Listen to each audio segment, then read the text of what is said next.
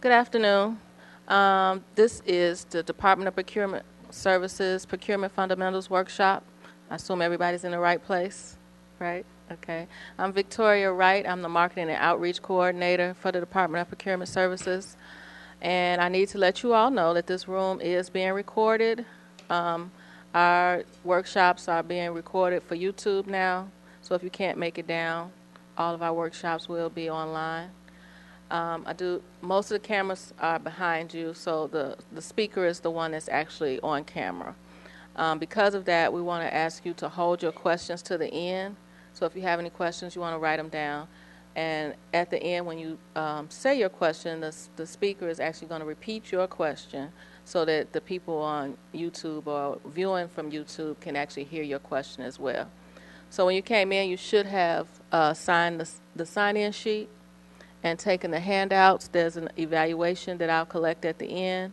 There's a vendor compliance guide. That's our book that we give out to the public so that you know what you have to do if you actually do win a contract with the City of Chicago. And then there's our buy-in plan, which is a 15-month forecast of all the contracts that will come out with the City of Chicago. We also recommend that you sign up for DPS Alerts. Does anybody already get DPS Alerts?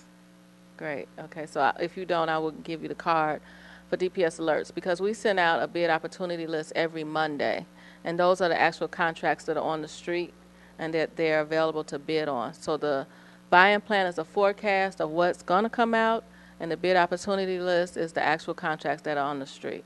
You also receive we try not to flood you with emails, so if you get something, it's probably on a Monday, Wednesday, or Friday, and it's procurement information, event information with the city and other sister agencies. Okay, so I am going to turn it over to Terry Glavin. He's an attorney in Department of Procurement Services, and he's going to host this workshop. So if you have any questions, either one of us will be here at the end. Okay, thank you.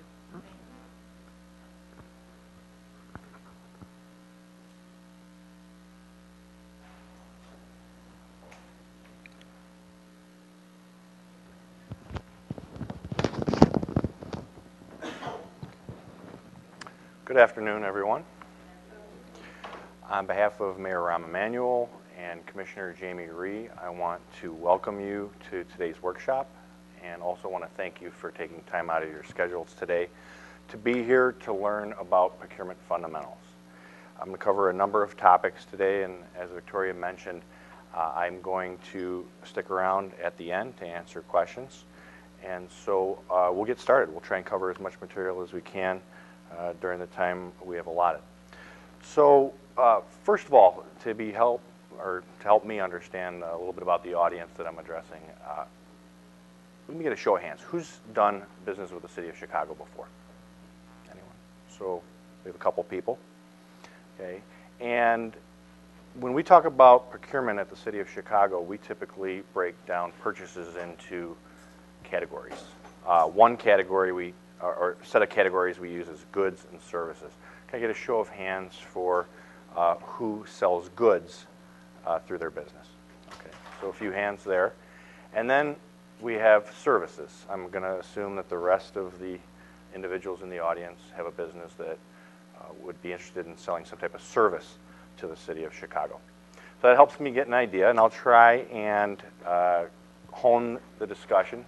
We have a set agenda, but I'll try and hone the discussion to best suit your needs as you're here today, taking, again, time to learn about our process.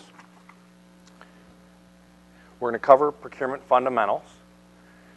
These are the basics of how we put contracts into place so that the city can buy goods or services from vendors, so that each of the departments throughout the city can fulfill their mission with the equipment, with the personnel that they need to accomplish their goals. Now, again, we are the Department of Procurement Services. Our mission is to put contracts into place. We are the contracting authority for the City of Chicago. I want to emphasize the City of Chicago because keep in mind there are other governmental units out there that have their own purchasing authority, that have their own purchasing departments. And so if you're looking for opportunities from all the agencies out there, keep in mind, again, that there are other agencies, we call them sister agencies, that have their own purchasing authority. If you're interested in finding out who those sister agencies are, you can go to the cityofchicago.org website. You can go to cityofchicago.org/procurement, and you can see through the main page of the website, as well as through our website, our department's website, you can see a list of sister agencies. When you search around, you'll be able to see links to their purchasing departments. Now again, we are the contracting authority for the City of Chicago, and when we put contracts into place, we put them into place in accordance with laws. The laws that primarily apply to the procurement process at the City of Chicago are, first of all, the Illinois Municipal Purchasing Act. That's state law. And there's a lot of detail in the state law behind or guiding us with our operations or in our operations. But the main principle, what's the backbone of the Illinois Municipal Purchasing Act that applies to us, is that we, for the most part, award contracts to the lowest responsive and responsible bidder. And I'll describe what those terms are, I'll define what those terms mean in a little while. We also live by the Chicago Municipal Code. If you're interested, there's a website that publishes the municipal code for the City of Chicago. It's amlegal.com. That's amlegal.com, amlegal.com. And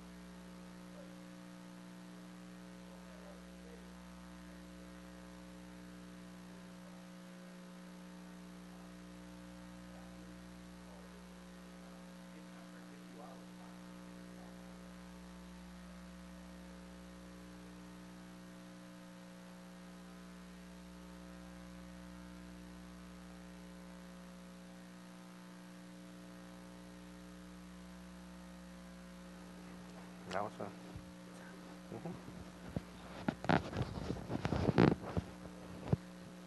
No.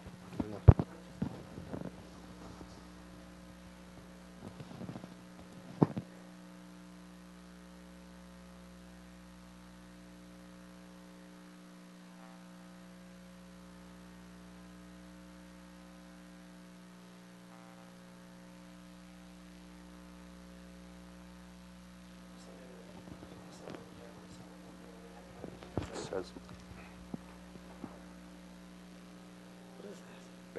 battery.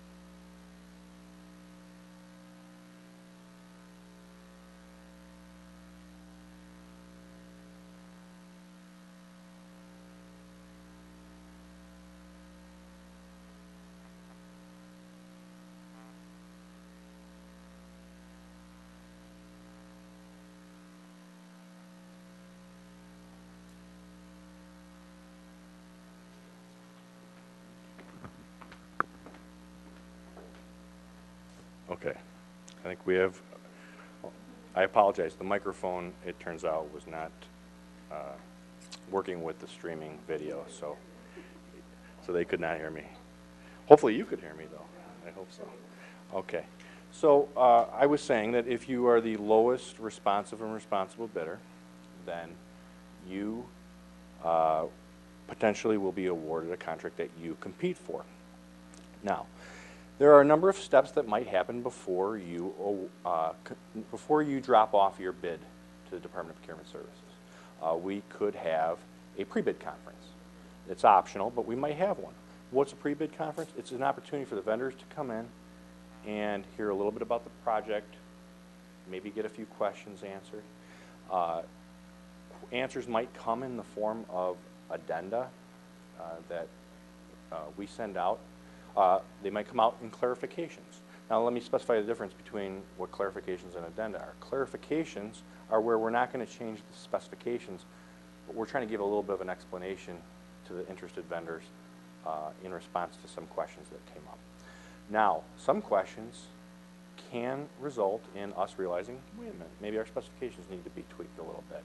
And if that's the case, we could possibly send out an addenda to interested vendors, and then that'll put you on notice that there are maybe changes in the specifications. But pre-bid conferences are that opportunity to come in. There may or may not be a pre-bid conference. If there is one, I encourage you to attend. I think it's a helpful opportunity for vendors. Now, if there's not a pre-bid conference, or maybe even if there was one, we might do, maybe even offer a site inspection of a project area. So there's an opportunity for vendors to come out and inspect what type of work might be needed in a certain area. So keep in mind, read the specifications. I mentioned earlier, when you pick up that bid package and the specifications are in there, read them all the way down to the detail from front to back.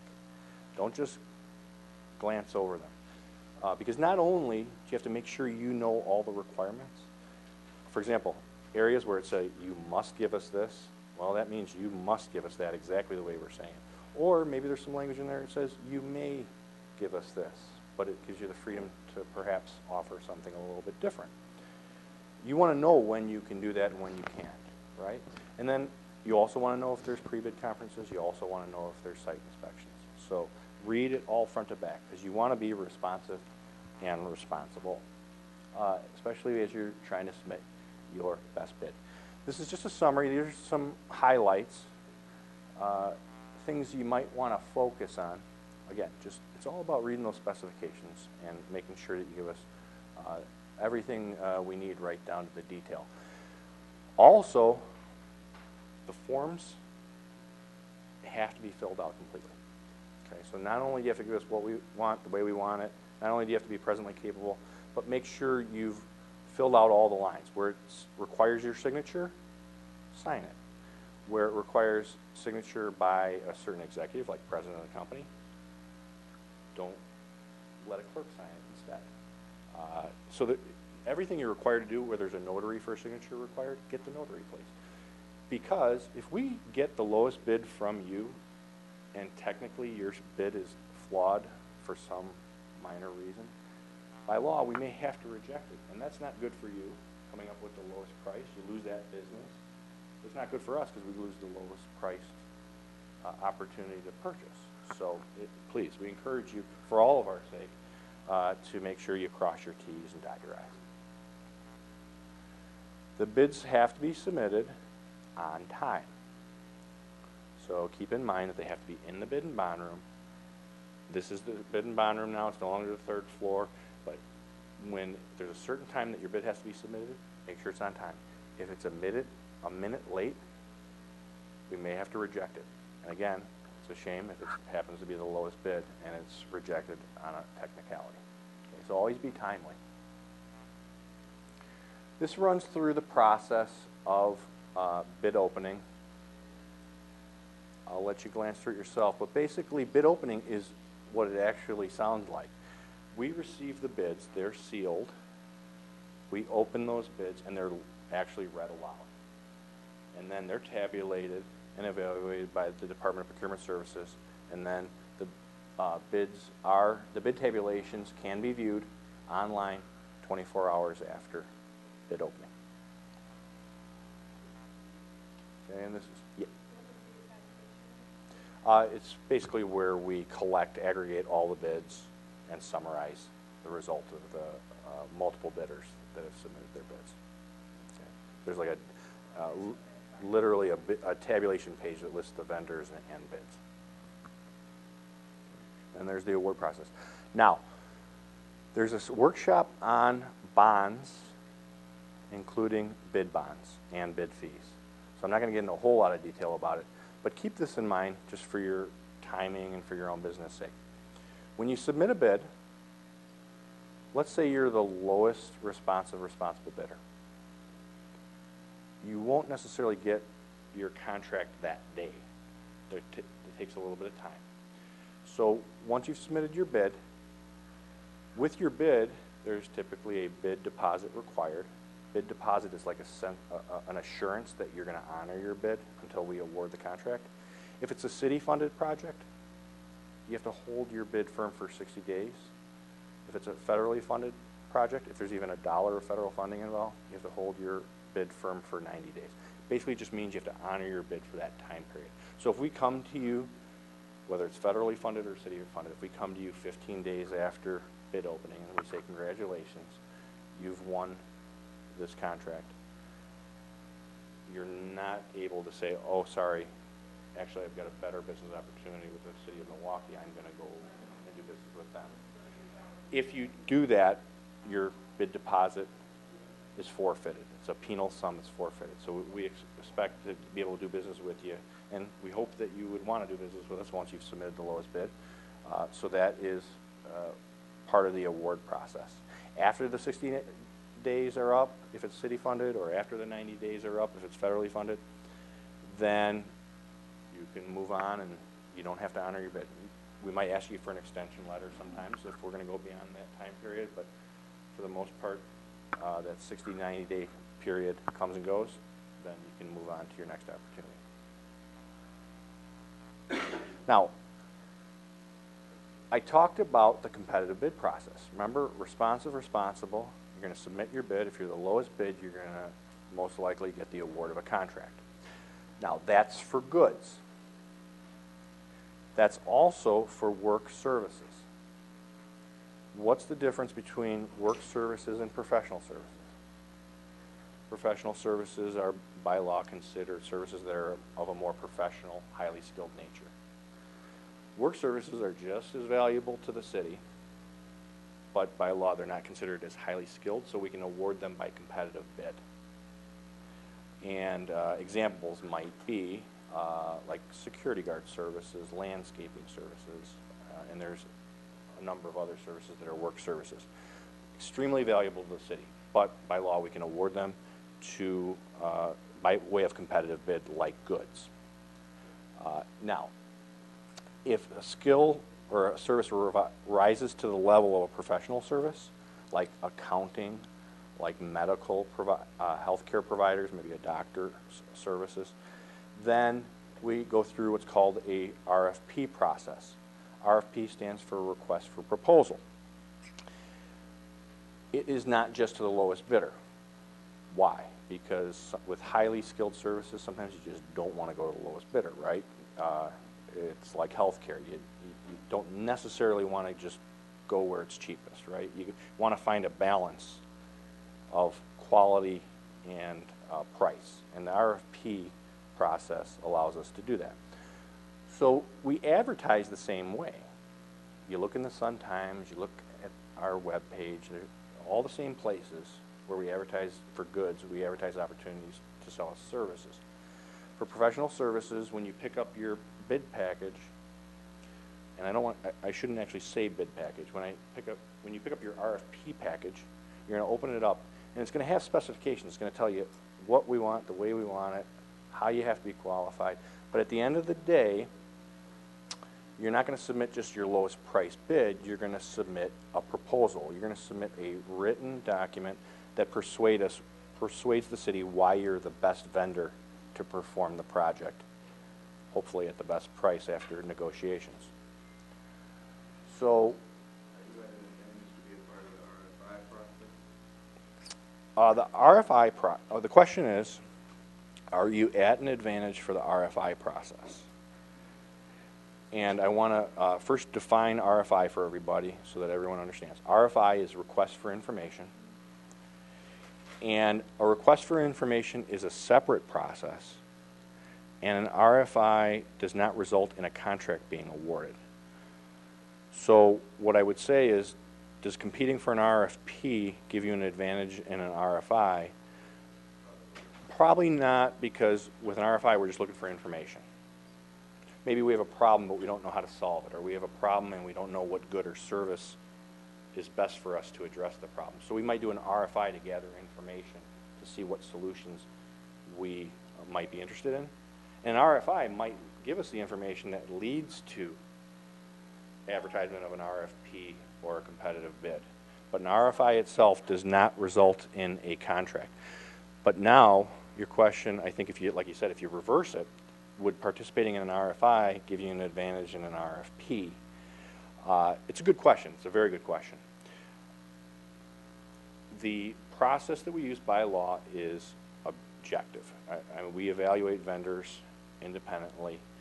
And what we often do for RFIs is we oftentimes have companies or individuals that have submitted information in response to RFIs are oftentimes not allowed to participate on subsequent RFPs that result after we receive the information. So there's a number of steps that we can use, and there are others to, I guess,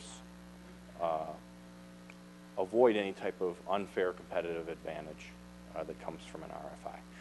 But ultimately, it's only the RFP, not the RFI, that results in a master consulting agreement or contract after competition.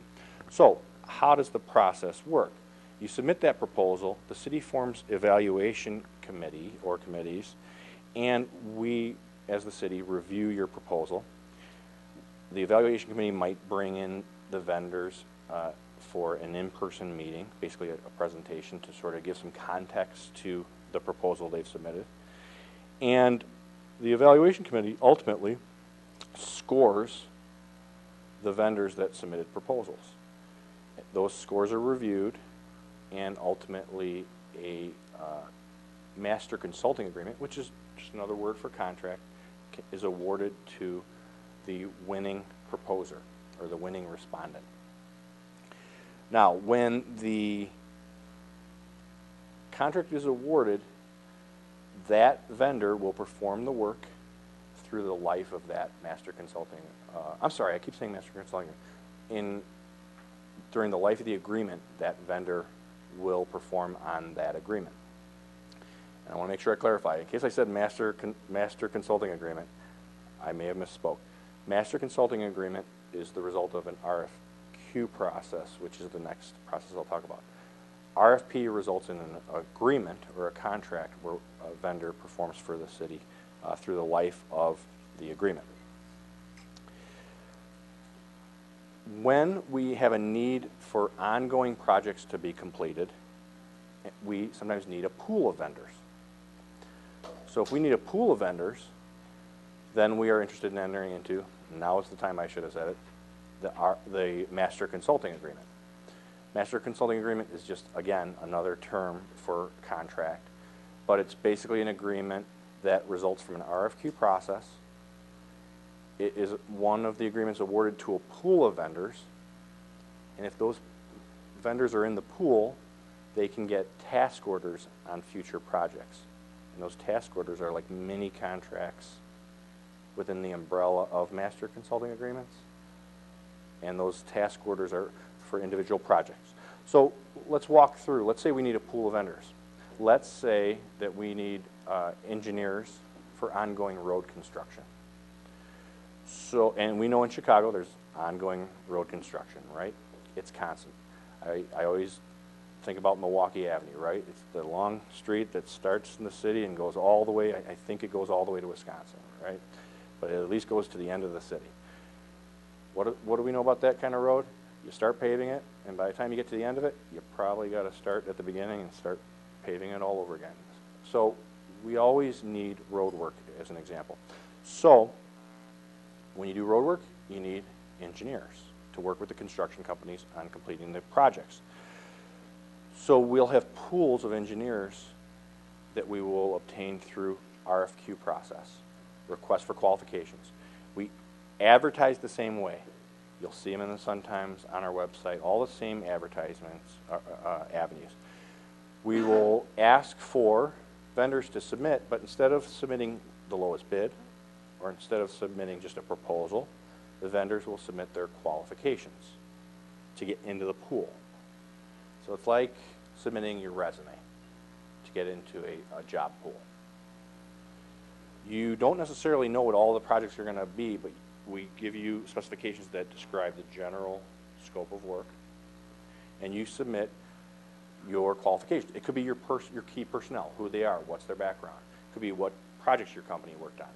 Maybe your company did road work for the city of Milwaukee or for Detroit or New York, and so you have similar work experience within major cities. I can't tell you exactly what's going to be in your qualifications because it's unique to your company, and it's unique to your work, and it's unique to the project of how you want to show your qualifications in relation to a specific project. But you're going to submit your qualifications. An evaluation committee is going to be formed. You're going to be scored, and at the end of the day, if you're qualified, you're put into a pool. Now, when you're put into a pool, you don't get a contract right away, but you're in a pool eligible for task orders. So when work comes along, the city will approach the pool and award project-specific tasks. And those will come in the form of task orders, and they're like little contracts, like as I said, within the umbrella of a master consulting agreement. And the vendors perform in accordance with those task orders. And when that task is done, you go back in the pool until the next task order comes around. And that's how it works. And then the master consulting agreement, like any contract, has a life expectancy, and you get task orders until that master consulting agreement runs its course. And then we might give everyone a chance to get into the pool after a handful of years. But that's the key. Once you're in the pool, you're eligible for task orders. Well, during the life of that MCA, other vendors are not eligible to be in that pool. So that's the benefit of being in the vendor pool and having an MCA or master consulting agreement. Yes? Because there are many vendors in that pool, so providing the same kind of service. How many vendors? I'm guessing that there are many vendors in that pool who provide the same service or the same good. So the question is, how do they select that vendor among the others? Sure. The question is, once there's a pool, how is it that the city selects a vendor from the pool? Well, the task orders are made available to the pool. There could be a number of factors that affect who ends up doing the work. It could be some vendors are just not available. because they have taken on other projects. There could be pricing factors. Keep in mind that pricing is something that it can still be competitive within that pool. So pricing might be a factor. There can also be, while you are qualified, there might be specific benefits to a certain vendor performing the task order. So there are factors that play a role, but at the end of the day, the city tries to spread the work around the vendor pool, but those are some of the factors that could play a role. Yes? Oh, I'm sorry. So that is the process. Now, keep in mind, these are sort of the functions, the process behind putting contracts in place. Now, once you get a contract, what happens? We hand you over to the department that wanted the contract. In this last example, maybe CDOT, Chicago Department of Transportation, needed road work. If you get qualified and you're in the pool, and then you get a task order, it's, from that point on, more like doing private sector work, right? You've got a customer now, and you're not really doing business with the Department of Human Services. You're doing business, you have your client, your customer, CDOT, and they're going to place orders with you, and then you're going to do the work.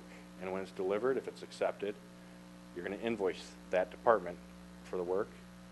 If they approve the invoice, they're going to send the invoice to the comptroller. Comptroller pays you. Now, that's more on the doing business side of workshops. That's a little bit beyond procurement fundamentals. So I want to note there is a doing business with the City of Chicago workshop that I teach that is separate from this. So for some of those practical aspects, that workshop is probably a little more relevant to some of those practical points. Yes? Big deposits associated with the RFQs. So like with the RFPs, there was like a 30-day or 90-day where you don't get your deposit if you can't provide the service. That's not with the RFQ. The question is with the RFQs if there is a bid deposit. Read the specifications and you'll know whether or not there's a bid deposit required. Now keep in mind, I mentioned earlier, bid deposits are sort of a security. So just always read the specifications to see whether or not there's a bid deposit required. Also, read to see if there's a bid fee.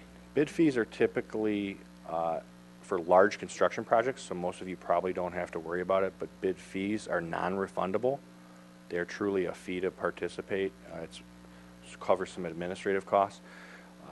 Also read the specifications and you'll see whether or not a bid deposit is required.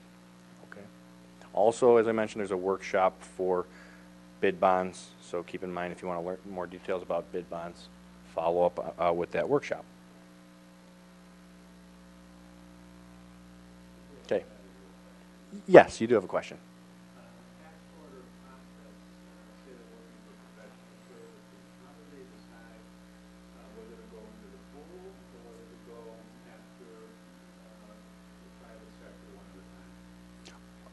It can vary, and typically it's when you need one vendor, you're going to use an RFP. But sometimes you are going to need multiple vendors. You can still use an RFP. I think one factor that plays an important role is, can you define the projects clearly up front? So in other words, if right away you know that you're going to have a certain type of work and a certain amount of it, and you know exactly where it's going to be, and you know the funding's going to be there right when you award the contract. So in other words, there's no variables. You know how it's going to play out through the life of the contract. You're more likely to use an RFP unless you just need a huge volume of vendors. But even then, I mean, you can still use an RFP. When you have variables, like you don't know when the funding is going to be available, you're not sure, because you're working with other governmental agencies, which direction the work might go at various times. Especially, again, like road construction. You're working with IDOT. You're working with the U.S. Department of Transportation.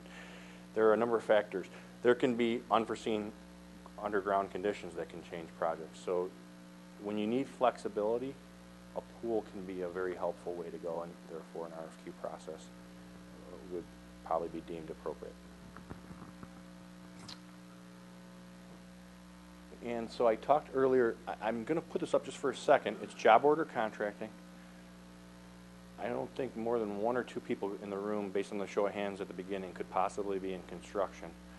So I'm not going to go into a lot of detail, but if you're interested, I'll stick around. And also, there is a board outside with the workshop list. There's a workshop for job order contracting taught by our deputy procurement officer over construction, and it gives you the fine detail. So I'll encourage you to attend that JOC program if you're interested. There's a little more detail on that. I'll let you glance at that for the moment.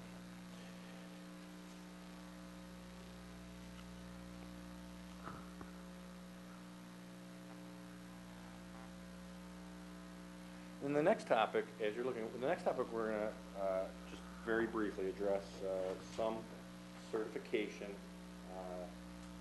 labels. And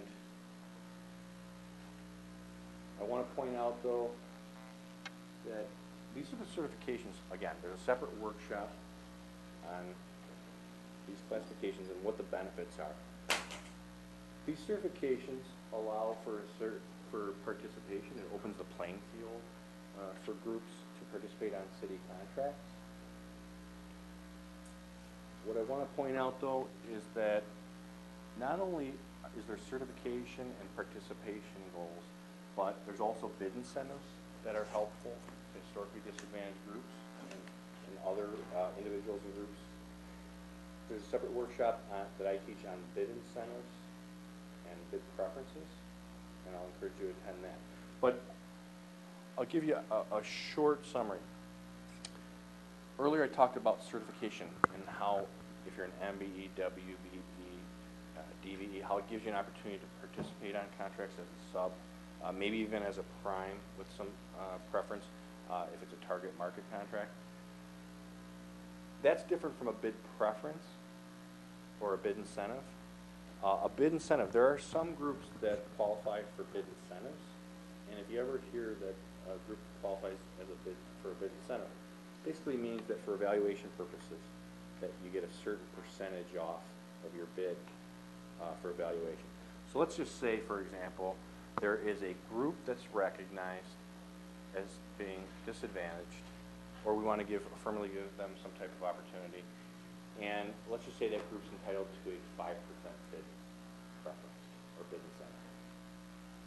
If you see that, then what that means is that if you bid on a competitively bid contract and there's a 5% bid incentive or preference, it means that when the bids are evaluated, if you, as part of that group, bids $100,000, let's say, for example, on a project, and your competitor bid $100,000, well, what happens? You have the same bid. But if you're qualified for the bid incentive of 5%, it means we evaluate your bid at $95,000.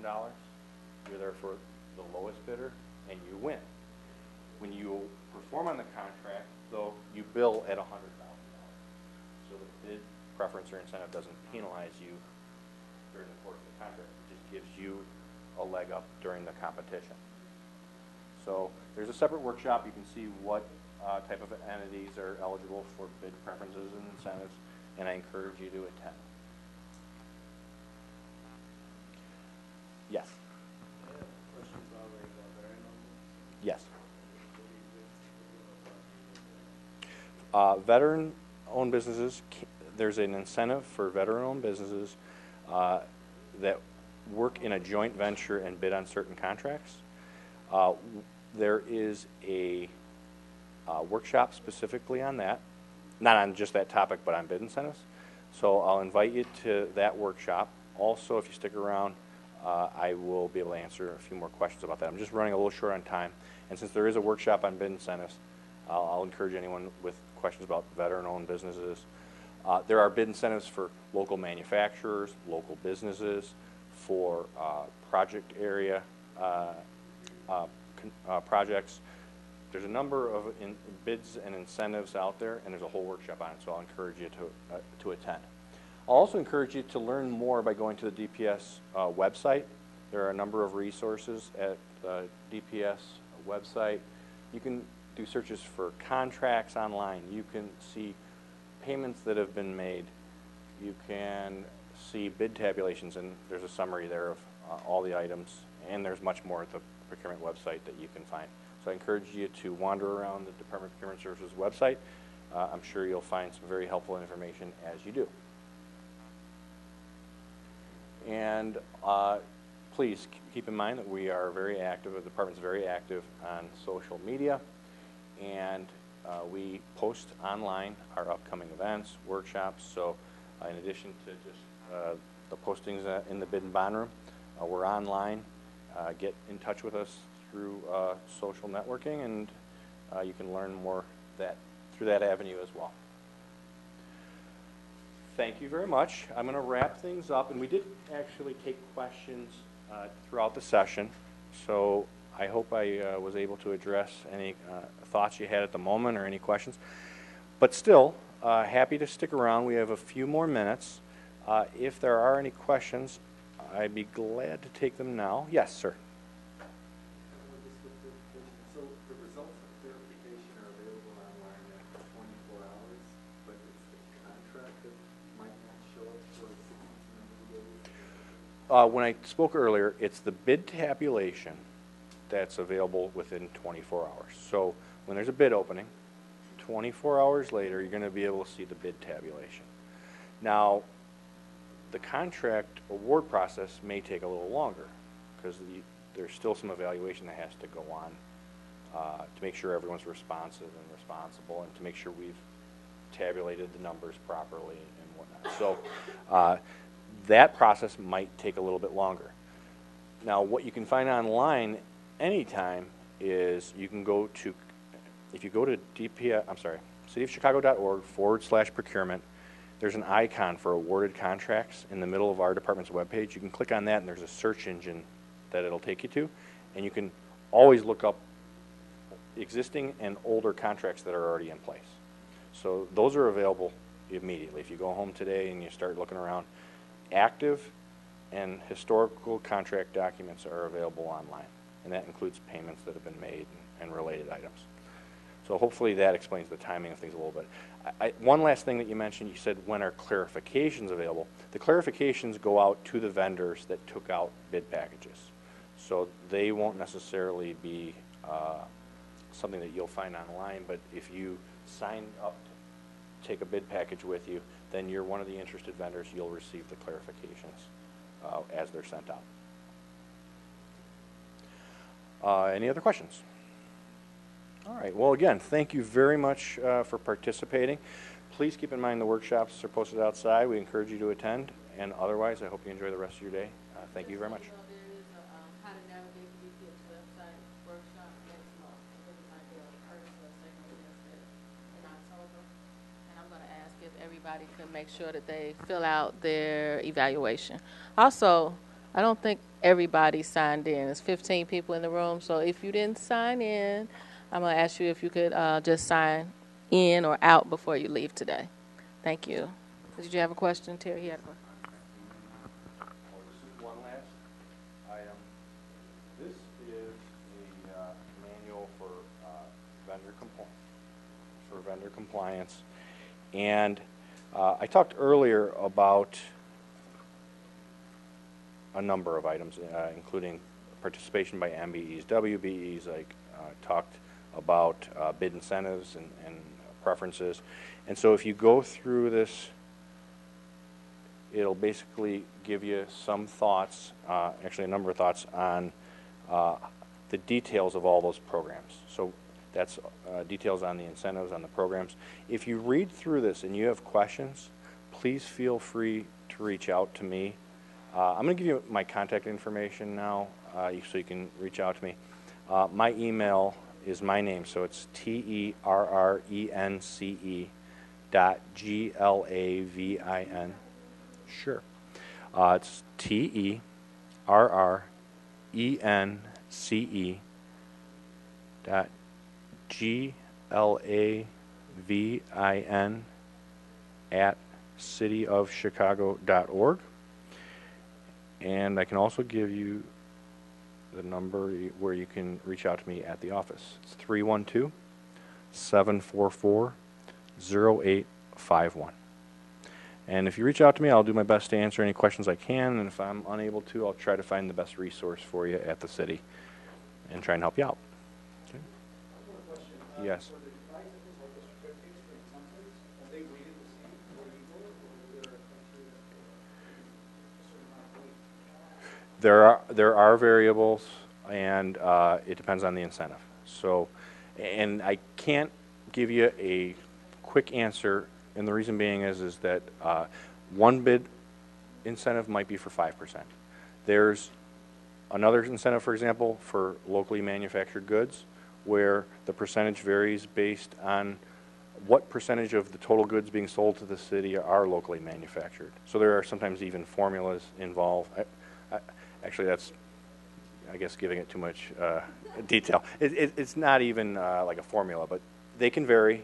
And so I encourage you to go to the workshop or reach out to me personally, and I'll be glad to explain each incentive that you're interested in. All right. Again, thank you very much. I hope you enjoy the rest of your day. Thank you.